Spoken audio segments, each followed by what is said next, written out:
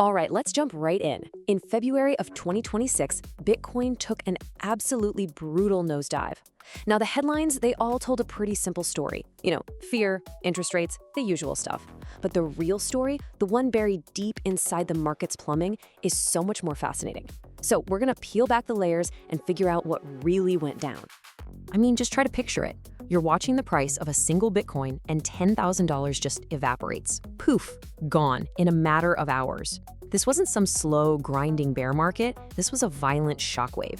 It was a liquidity vacuum that not only wiped out billions, but also triggered this historic, insane volume spike on Wall Street's shiny new Bitcoin ETFs. And you know how it goes, right? Immediately, the financial media rounds up the usual suspects. They landed on this really neat, tidy narrative. The Fed was getting hawkish, interest rates were on the rise, and that was scaring everyone away from risky things like crypto. It made sense, but maybe it was a little too simple. But what if all that macro talk was just, background noise?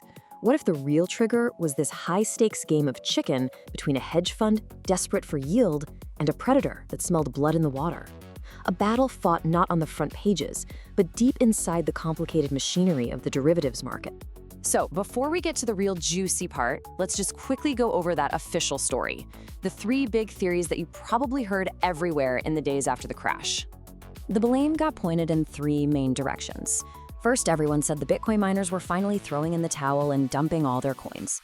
Second, it was a pure macro story, all about the Fed. And third, the new kid on the block. Investors were just selling their Bitcoin to pile into the AI hype train.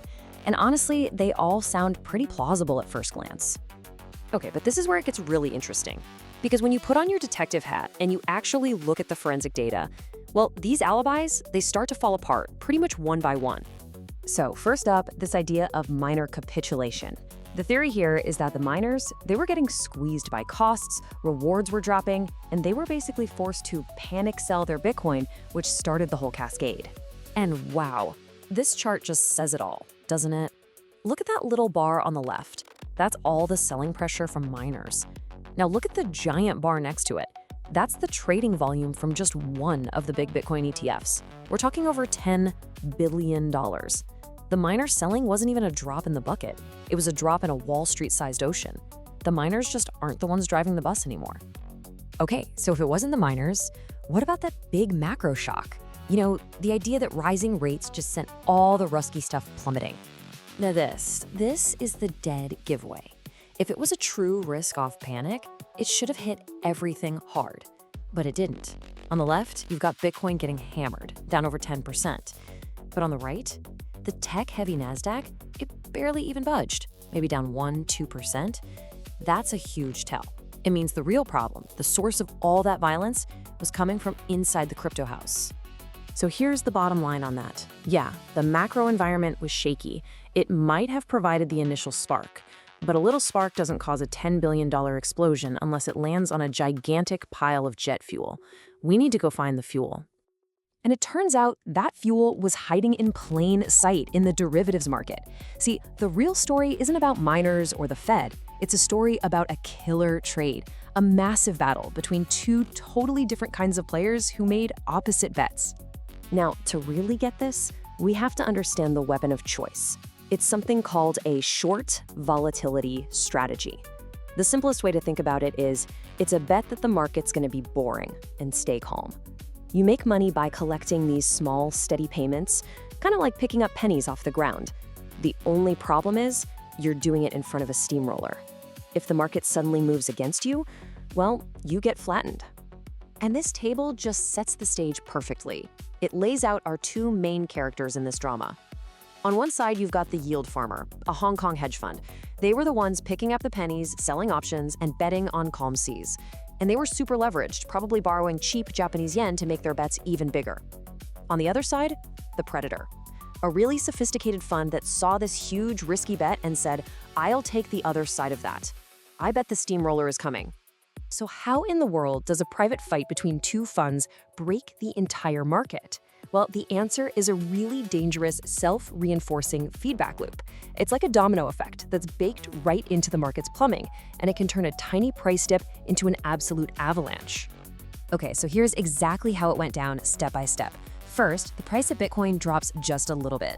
That puts our yield farmer in a world of hurt. Second, the big dealers who sold those options, they're suddenly in a really bad spot. It's called negative gamma, and it basically means the more the price falls, the faster they lose money. So third, to protect themselves, their computer algorithms are forced to start selling actual Bitcoin. That forced selling, of course, pushes the price down even more. And fourth, this is the really vicious part, that bigger price drop makes volatility spike, which forces the algorithms to sell even more Bitcoin to hedge. It's a death spiral. And this visual right here shows that downward spiral in action. The thing you have to understand is that this is all mechanical.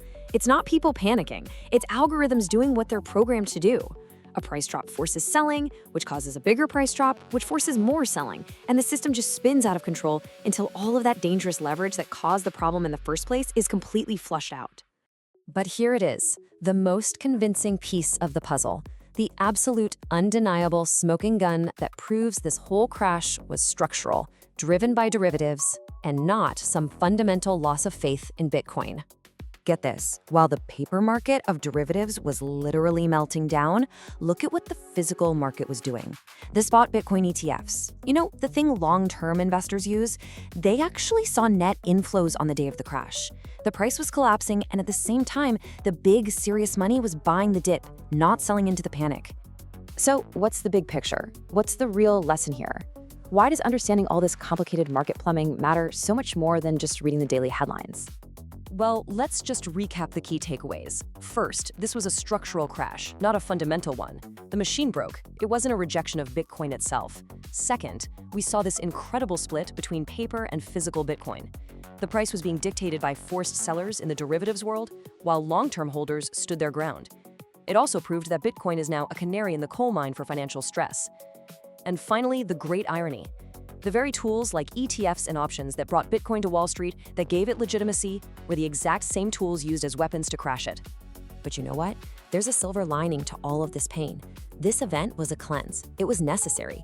It violently flushed about 45% of all that hidden, dangerous leverage out of the system.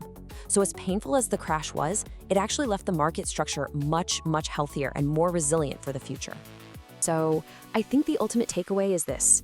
Bitcoin is finally truly a Wall Street asset now, and it has to play by Wall Street's rules. The old arguments about whether it's real or not, they're over. The new defining question, the one that really matters now, is what happens when the cold, ruthless, unfeeling math of the derivatives desk goes head-to-head with the unwavering conviction of the long-term holder. That is the new billion-dollar question.